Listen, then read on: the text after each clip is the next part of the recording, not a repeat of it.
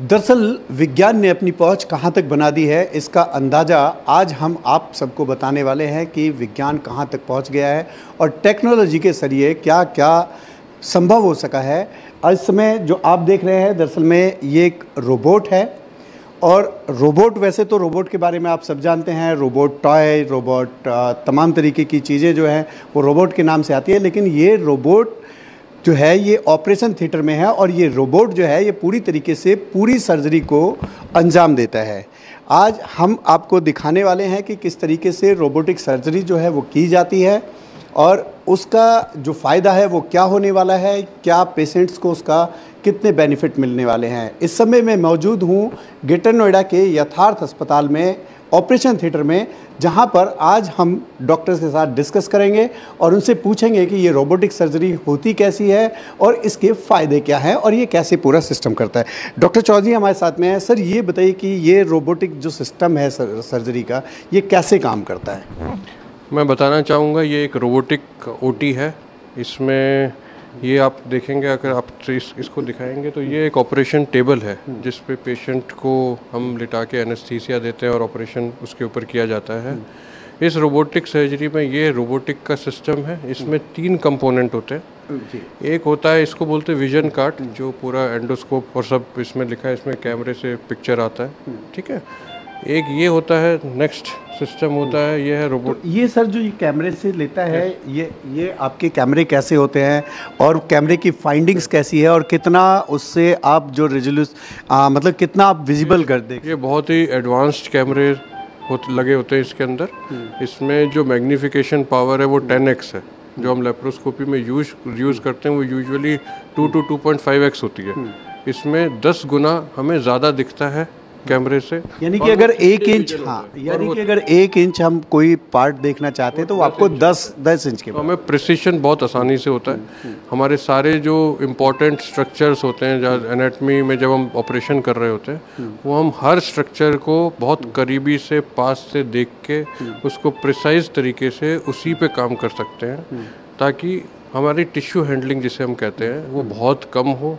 इसी tissue handling जितनी कम होती है किसी भी सर्जरी में, उसी से उसकी पोस्ट ऑपरेशन के बाद रिकवरी डिसाइड होती है। तो ये रोबोटिक सिस्टम का फ़ायदा है कि ये पेशेंट को ब्लीडिंग कम, ऑपरेशन के दौरान ब्लीडिंग कम कराता है, टिश्यू हैंडलिंग बहुत कम होती है और उससे प्रिसिशन की वजह से पेशेंट को फ़ायदा होता है ऑपरेशन के दौरान, ड्यूरिंग द ऑपरेशन और ऑपरेशन के बाद, जिससे उसकी रिकवरी बहुत जल्दी होती है और वो अपने नॉर्मल काम बहुत जल्दी ही करना शुरू कर देते हैं। सर जो ये आप जो TFT है, ये इस पे ये सारा जो पेशेंट्स के जहाँ पे ऑपरेट हो रहा होता है वहाँ पर ये सब TFT में दिखता रहता है और आप मतलब जो इजीली आपका यहाँ स्टाफ है, अगर कोई कॉम्प्लिकेशन आती है, कुछ आता है, तो वो आपको इन्फॉर्म करता है? नो, वो क्या, इसमें थोड़ा सा एक कन्फ्यूजन है कि इसमें सब कुछ हम ही कर रहे हैं। ओके। इसमें ये ऐसा नहीं कि रोबोट सर्जरी कर रहा है, ऐसा कुछ नहीं है। रोबोट हमारे को असिस्ट करा रहा है, इन द सेंस कि जो आर्म्स हैं इसके आप देखेंगे। सर बताइए थोड़ा सा। इसमें रोबोट में यूजुअली एक रोबोटिक इंस्ट्रूमेंट कार्ट कहते हैं इसे। इसमें 4 आर्म्स होती हैं, आप देखेंगे, 1, 2, 3 और एक पीछे की साइड है। तो ये सारी पेशेंट को इसके थ्रू हम इंस्ट्रूमेंट लगाते हैं अंदर पेशेंट के। जो इंस्ट्रूमेंट इस पेशेंट के इसके थ्रू अंदर की तरफ जाते हैं, इसको मूव किया जा सकता है आसानी से। पेशेंट के पास लाके ये फिक्स कर दी जाती है। जब सारे ट्रोकार्स होते हैं उसको फिक्स कर देते हैं उसको। तो उसके बाद इंस्ट्रूमेंट्स जो होते हैं वो बहुत ही फ्लेक्सिबल इंस्ट्रूमेंट है, वो किसी भी डायरेक्शन में हम काम कर सकते हैं और उससे बहुत अच्छा रिजल्ट आता है। तो इसमें जो ये आर्म्स आप बता रहे हैं सर कि इन आर्म्स में जो हम ये इंस्ट्रूमेंट लगाते हैं, उसके बाद ये जो इंस्ट्रूमेंट है ये पेशेंट के पास चले जाते हैं। पेशेंट के पास हम इसको मोबाइल यूनिट, इसको मोबाइल तरीके से आपको पेशेंट के पास लाया जा सकता है और उसको फिक्स किया जा सकता है पेशेंट के ट्रोकार्स के ऊपर।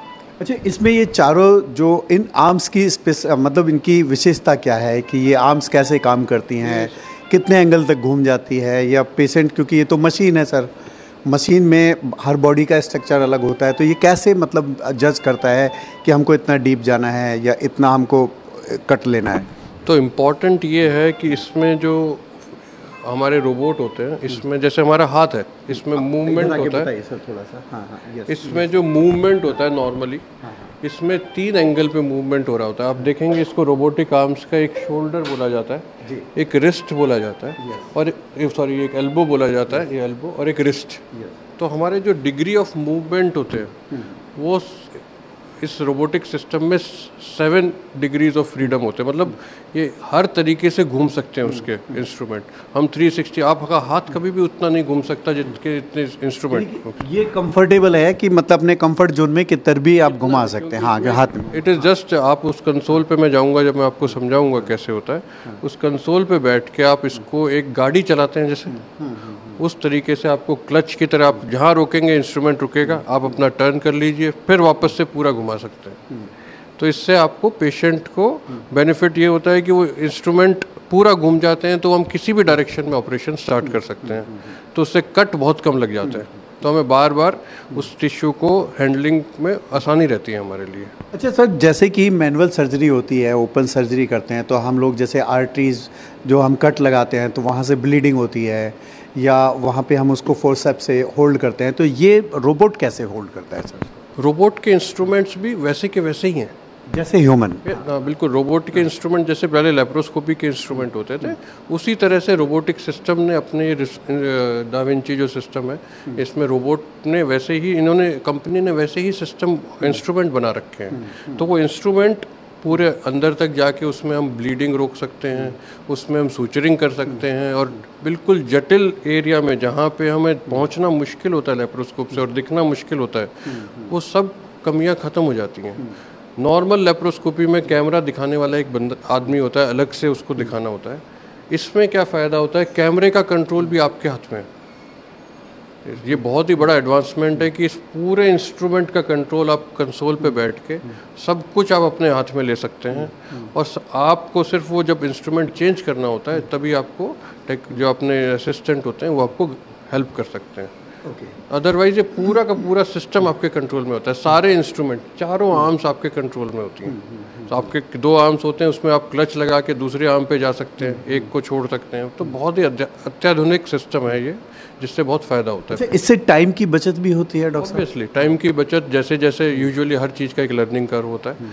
धीरे धीरे हमने अब ये देखा है, अभी हमारे को शायद 1.5 महीना हुआ है यहाँ पे रोबोट आए हुए, और हमारा जो टाइम है हमारी जो रोबोटिक सर्जरी करने का और जो लेप्रोस्कोपिक सर्जरी हम करते थे उससे भी कम हो गया अभी। आप देखेंगे पहले हम लेप्रोस्कोपिक सर्जरी, कोई भी गॉल ब्लैडर सर्जरी में अप्रॉक्सीमेटली हमें 30 से 45 मिनट लगते थे। आज उस सर्जरी में हम रोबोटिक में हमने यहाँ पे पिछले 2-3 सर्जरी 15 से 20 मिनट में कर दी है। तो देयर इज़ अ सिग्निफिकेंट मतलब फ़ायदा होता है, टाइम भी कम होता जा रहा है क्योंकि प्रिसिशन है, जल्दी से समझ में आता है, जल्दी से कट लगता है, पेशेंट जल्दी से एनेस्थीसिया वहाँ से कंसल्ट कर सकते हैं कि जितना आपको भुजाओं की ज़रूरत पड़ेगी, जो इनकी आर्म्स है उतनी आप इस्तेमाल कर सकते हैं। यूजुअली ज़्यादातर सर्जरीज पे 3 आर्म्स तो कम से कम यूज़ होती ही हैं। चौथी आर्म्स डिफ़िकल्ट कैंसर सर्जरीज में और डिफ़िकल्ट सर्जरीज में चौथी आर्म भी यूज़ करनी पड़ती है। यूज़ कर सकते हैं। और जहाँ से आप कंसल्ट करते हैं, ये वो मशीन है सर? इनका ये सिस्टम है, मैं बताना चाहूँगा। This is called the surgeons console.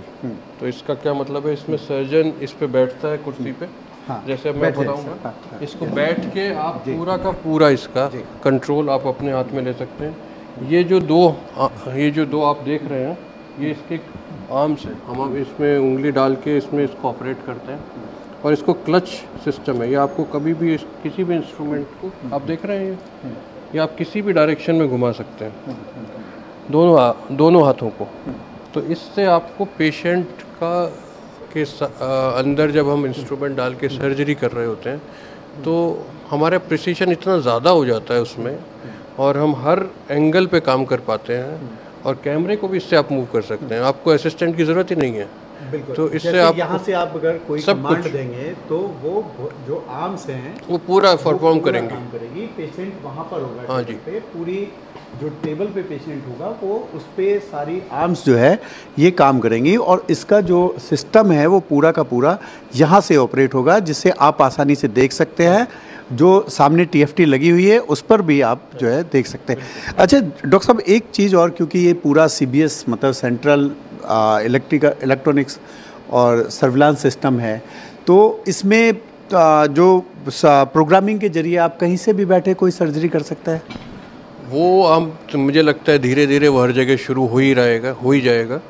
इसमें तो इंटरनेट का जैसे ही आप कनेक्ट करेंगे तो ऑब्वियसली आप कहीं पे भी कर सकते हैं। यानी कि अगर सर्जन मान लो आप किसी दूसरे देश में बैठा है या बहुत दूरी पर है और पेशेंट को ये है कि रिक्वायरमेंट है उसकी, तो वो सर्जन वहीं से बैठ करके ऑपरेट कर सकता है। उसमें एक कुछ चैलेंजेस आएंगे। उसमें चैलेंजेस ये हैं कि जब अभी तो सर्जन बिल्कुल पास में है, तो सर्जन पास में अगर कोई कॉम्प्लिकेशन होती भी है जो हमें लगता है कि कुछ कॉम्प्लिकेशन है, तो हम सामने ही खड़े हैं, तो हम उसको इसी टाइम हैंडल कर सकते हैं। कभी कभी वो वाला इश्यू उसमें रह सकता है जो हम दूर से सर्जरी कर रहे हैं या कुछ, और उसमें अभी उस टेक्निकल एडवांस में भी थोड़ा सा टाइम है, तो वो इतना आसान नहीं होगा करना, क्योंकि उसमें डायरेक्ट सर्जन का इन्वॉल्वमेंट होना थोड़ा सा मुश्किल हो जाएगा।